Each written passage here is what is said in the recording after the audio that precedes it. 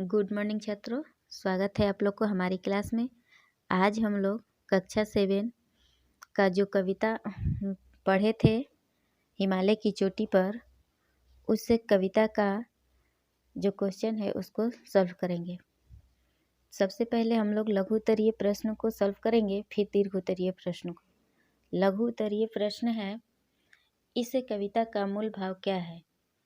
इसका आंसर होगा, इस कविता का मूल भाव जीवन निरंतर आगे बढ़ने का नाम है, इसके लिए उत्साह और जोश की आवश्यकता है।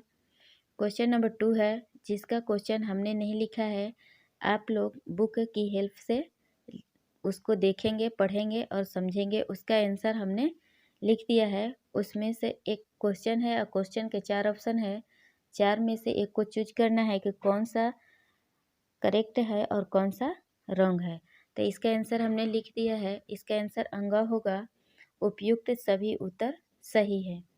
क्वेश्चन नंबर 3 है, कवि के अनुसार हमें निरंतर आगे क्यों बढ़ना चाहिए? आंसर होगा, कवि के अनुसार हमें निरंतर आगे बढ़ना चाहिए क्योंकि जीवन रुकने का नाम नहीं है। अब देखते हैं दीर्घ उत्तरीय प्रश्न। इस कविता का सार अपने शब्दों में लिखिए। जिसका भावार्थ हमने बताया था पिछले वीडियो में, और आज आप लोग को उसी को मैं अपने शब्दों में लिखवा रही हूँ। आंसर होगा, इस कविता में उत्साह और जोश का स्वर गूंजा है। जीवन निरंतर आगे बढ़ने का नाम है, इसके लिए दृढ़ इच्छा शक्ति और अदम्य साहस तथा विश्वास की आवश्यकता है। हिमालय के शिखर छूना तरक्की की उच्चतम सीमा है। हमें अपने उत्साह को बहुत ऊपर तक ले जाना है। हमें सभी चट्टानों से टक्कर लेनी है और ऊंचाई पर पहुंचना है। हमारे लक्ष्य का कहीं कोई अंत नहीं। शरीर तो मर सकता है पर प्राण नहीं। अभी हमें बुलंदियां छूनी है। क्वेश्चन नंबर 2 है, प्राप्य मंजिल को ही अंत मान लेने पर क्या होगा? कवि का इसमें कहने का मतलब है इस क्वेश्चन में कि कोई भी मंजिल हम प्राप्त कर लेते हैं उसी को अंतिम मान लेना, मतलब क्या होगा, अंतिम मान लेने से क्या होगा? तो इसका आंसर होगा, प्राप्य मंजिल को ही अंत मान लेने पर जीवन में आगे बढ़ने तथा नई ऊंचाइयों को छूने की इच्छा समाप्त हो जाएगी। जीवन में मुसीबतें तो आती ही हैं, उससे घबरा कर रुकना नहीं चाहिए। कहने का मतलब कवि को कि जीवन में हमेशा मुसीबतें आती रहती हैं, तो उसे हमें डरना नहीं चाहिए, घबराना नहीं चाहिए और जीवन में हमेशा आगे बढ़ते रहना चाहिए। क्वेश्चन नंबर 3 है, कवि का मुख्य आह्वान है निरंतर आगे बढ़ने का। कवि के अरमान क्या है? आंसर है, कवि ने निरंतर आगे बढ़ने का आह्वान किया है। उसके अरमान है कि चाहे हिमालय की चोटी पर चढ़े तो उससे भी ऊपर चढ़ना है। हम देखिए, इसमें कवि कह रहे हैं कि चाहे हम हिमालय की चोटी पर ही क्यों न चढ़ जाए, लेकिन फिर भी हमें उससे और आगे भी चढ़ना है, उससे ऊपर चढ़ना है। आगे हमारे अभियानों, संघर्षों, संधानों यानी कि लक्ष्यों, संधानों, सीढ़ियों तथा निर्माणों का अंत नहीं होना चाहिए। कवि का मानना है कि सफलता का कोई अंत नहीं है, इसलिए हमें जीवन में लगातार आगे बढ़ना चाहिए। क्वेश्चन नंबर 4 है, आशय स्पष्ट कीजिए। जो कविता दिया हुआ है उसमें से एक एक लाइन दिया हुआ है जिसका भावार्थ लिखना है, यानी कि आशय लिखना है। क्वेश्चन नंबर क है, अंत सीढ़ियों का है लेकिन निर्माणों का अंत कहाँ? आंसर है, सीढ़ियों को पाकर उनका अंत हो सकता है, परंतु निर्माण कार्य निरंतर चलता रहता है, उनका अंत असंभव है।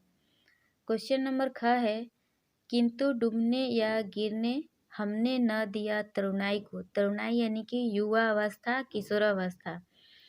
आंसर होगा, देश की युवा पीढ़ी को हमने कमजोर होकर डूबने या गिरने नहीं दिया, उन्हें जीवन में निरंतर आगे बढ़ने की ही प्रेरणा दी है। क्वेश्चन नंबर ग है, मानव पुतलों के अज्ञे सपनों का झंडा और उठे। मतलब कि जितना अज्ञात सपना है, मतलब जो जो सोच सकता है वो सब सारे सपने को और आगे उठना है, आगे बढ़ना है। इसका आशय होगा यानी कि आंसर, मानव के अज्ञात सपनों को अभी साकार होना है, उसके अज्ञे सपनों के झंडे को और अधिक ऊंचाई छूनी है।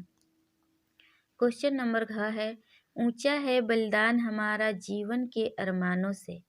इसका आंसर होगा, इस देश को आज़ाद कराने में अनेक वीरों ने अपने प्राणों की आहुति दी है, जिनके सामने हमारे जीवन के अरमान छोटे हैं।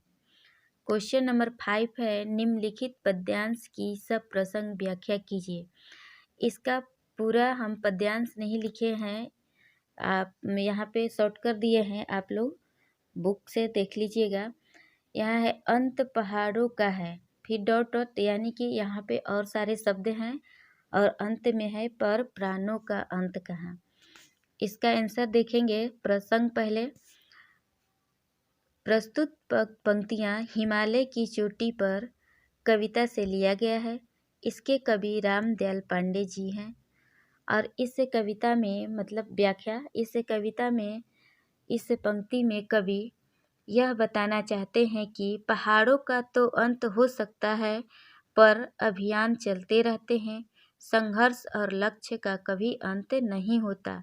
आप लोग जानते ही हैं कि हम जब तक हमारा जीवन है तब तक संघर्ष और लक्ष्य पाने की इच्छा, मतलब कि जो कोई भी लक्ष्य पाने की इच्छा रहेगी तो उसमें से जाहिर सी बात है कि उसमें मतलब कि संघर्ष आपको करना ही है, रास्ते में रोड़े आएंगे ही, उससे हम लोग को टकरा करके आगे बढ़ना है।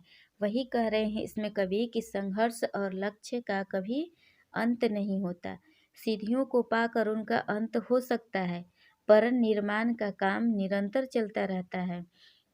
हमारा शरीर तो मर सकता है पर आत्मा का कभी कोई अंत नहीं होता।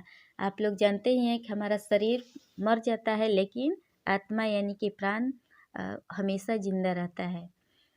तो आप लोग इसको अपनी फेयर कॉपी में लिख लीजिएगा। आज के लिए इतना ही, फिर मिलते हैं अगले वीडियो में। धन्यवाद।